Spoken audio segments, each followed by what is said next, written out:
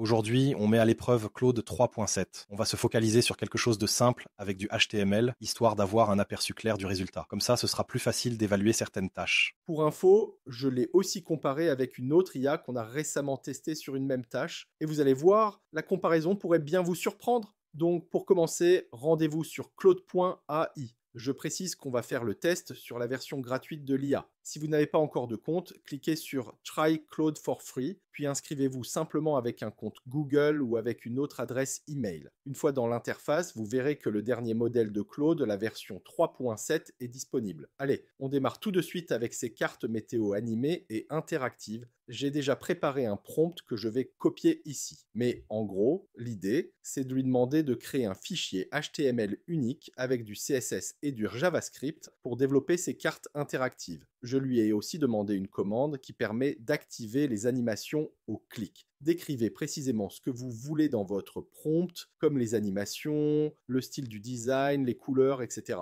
Et regardez ce qu'il propose. On a bien les cartes. Ce n'est pas mal du tout. En tout cas, on a tous les éléments demandés dans le prompt. Et regardez ces détails. Là, vous voyez bien que les cartes ne s'animent pas. Mais quand je clique dessus, regardez ce qui se passe. Les nuages se déplacent doucement avec le vent qui souffle. Là, la pluie tombe et on a même les flaques d'eau qui se forment au sol. Pour le soleil, c'est assez subtil, mais on voit quand même le halo autour qui brille. Et ici, on a des flocons de neige.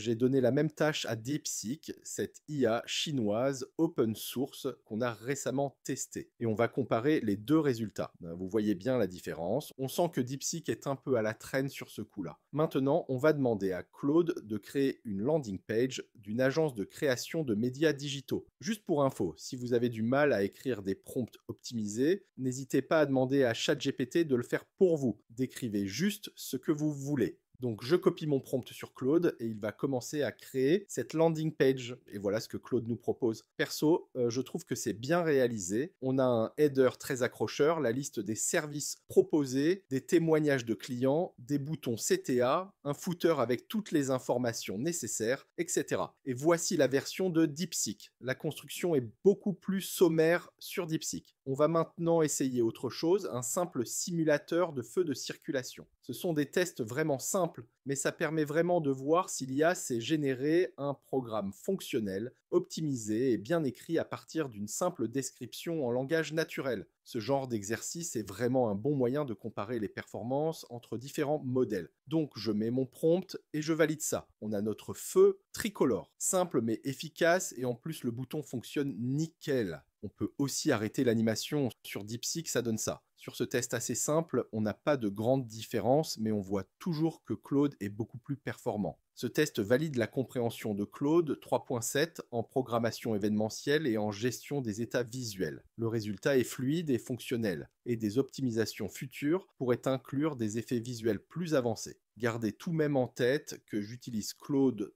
3.7 dans sa version gratuite sans mode de réflexion étendu, et l'IA a tout de même produit un code fonctionnel et bien structuré. Sûrement qu'avec ce mode activé, le résultat sera encore plus optimisé avec une meilleure gestion du code et des améliorations potentielles sur la lisibilité et l'efficacité. Pour le dernier test, on va lui demander de créer une horloge analogique avec les aiguilles, des heures, des minutes et des secondes. L'objectif est de pouvoir cliquer sur une aiguille, la maintenir et la faire pivoter librement. Lorsque je fais tourner l'une des aiguilles, l'heure affichée doit se mettre à jour en conséquence. On a une horloge fonctionnelle. Le design est minimaliste, mais tout à fait correct. Et il y a l'heure qui s'affiche en bas. Et voyons maintenant si on peut le régler manuellement. Et voilà, l'heure en bas s'accorde automatiquement avec l'horloge lorsqu'on déplace les aiguilles. Après, une fois qu'on a changé l'heure, l'horloge ne fonctionne plus. Je dois réactualiser la page pour qu'elle se remette à l'heure exacte et se remettre à fonctionner. Voyons maintenant si DeepSeek peut rivaliser avec ça. Sur DeepSeek, on a bien une horloge fonctionnel, très sommaire toujours, et on ne peut pas régler l'horloge manuellement. Globalement, Claude 3.7 fait du bon travail. Je ne dirais pas un travail parfaitement réussi à 100%, mais en tout cas, l'IA fournit des résultats bien meilleurs que d'autres grands modèles de langage qui peuvent coder. Voilà pour ces tests. Bien évidemment, vous pouvez utiliser Claude 3.7 pour d'autres tâches